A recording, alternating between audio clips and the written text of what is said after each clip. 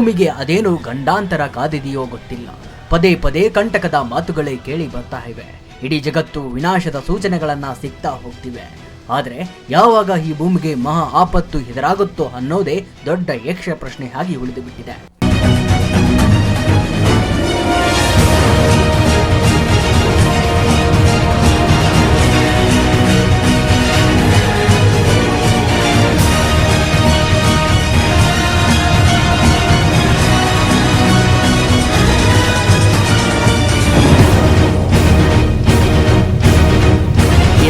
ಭೂಮಿಗೆ ಕಾದಿದೆ ಮಹಾ ಆಪತ್ತು ಅಂತ ಕೇಳಿದ್ರೆ ಅದಕ್ಕೆ ವೈಜ್ಞಾನಿಕವಾಗಿ ಸ್ಪಷ್ಟ ಉತ್ತರ ಸಿಗ್ತಾ ಇಲ್ಲ.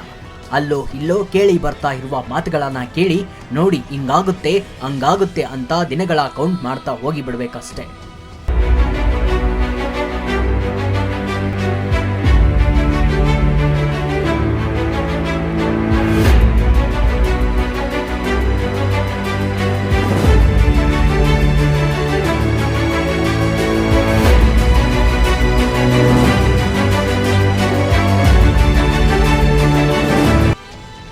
ಸದ್ಯ ಈಗ ಭೂಮಿಗೆ ಕ್ಷುದ್ರ ಗ್ರಹ ಬಂದು ಅಪ್ಪಳಿಸಿ ಬಿಡಲಿದೆ ಅನ್ನೋ ಮಾತು ಜೋರಾಗಿ ಸೌಂಡ್ ಮಾಡ್ತಾ ಇದೆ. ಭೂಮಿಗೆ ಬಂದು ಅಪ್ಪಳಿಸುವುದಕ್ಕೆ ಕ್ಷುದ್ರ ಗ್ರಹ ಸದ್ದಾಗಿ ನಿಂತಿದೆ. ಹಾಗೇನಾದ್ರೂ ಈ ಕ್ಷುದ್ರ ಗ್ರಹ ಬಂದು ಭೂಮಿಗೆ ಡಿಕ್ಕಿ ಹೊಡೆದು ಬಿಟ್ರೆ ಎದುರಾಗೋ ಅಪಾಯವಿದೆಯಲ್ಲ, ಜಸ್ಟ್ ಅದನ್ನ ಊಹೆ ಮಾಡಿಕೊಳ್ಳೋದಕ್ಕೂ ಸಾಧ್ಯವಿಲ್ಲ ವೀಕ್ಷಕರೇ.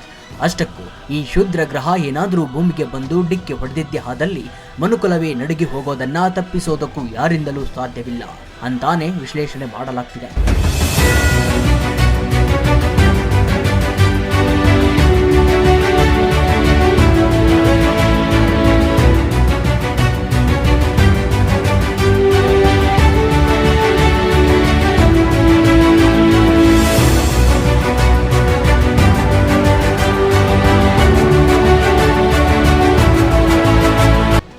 YR4 ಬರೋ ವೇಗಕ್ಕೆ ಇಡೀ ಭೂಮಂಡಲವೇ ನಡುಗಿ ಹೋಗಲಿದೆ. ಭೂಮಿಯತ್ತ ಶರವೇಗದಲ್ಲಿ ಎಂಟ್ರಿ ಕೊಡ್ತಾ ಇರುವ ಈ ಕ್ಷುದ್ರ ಗ್ರಹವು ಒಡೆಯೋ ಒಂದೇ ಒಂದು ಡಿಚ್ಚಿಗೆ ಜನರ ಪ್ರಾಣಕ್ಕೆ ಸಂಸ್ಕಾರ ಎದುರಾಗಲಿದೆ. ಸಾವು ನೋವುಗಳ ಅರ್ಥನಾದ ಸೃಷ್ಟಿ ಆಗಿಬಿಡಲಿದೆ.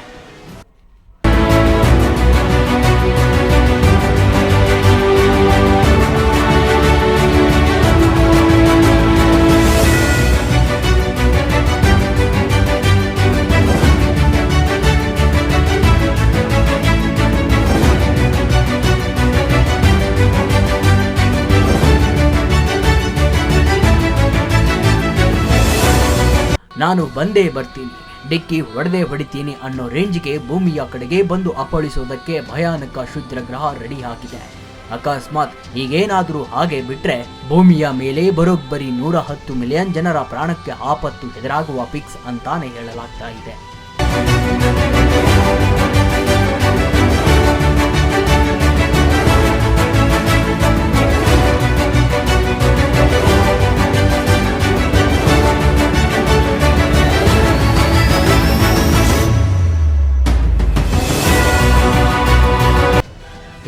ಭೂಮಿಯತ್ತ ಧಾವಿಸ್ತಾ ಇರುವ ಕ್ಷುದ್ರ ಗ್ರಹವು ಆತಂಕವನ್ನ ಸೃಷ್ಟಿಸ್ತಾ ಇದೆ. ಇದು ಬಂದು ಭೂಮಿಗೆ ಹೊಡೆಯುವ ಫೋರ್ಸ್ ಇದೆಯಲ್ಲ, ಇಡೀ ಭೂಮಿಯ ಅಲುಗಾಡಿ 110 ಮಿಲಿಯನ್ ಜನರ ಪ್ರಾಣವನ್ನೇ ನುಂಗಿ ಬಿಡಲಿದೆ.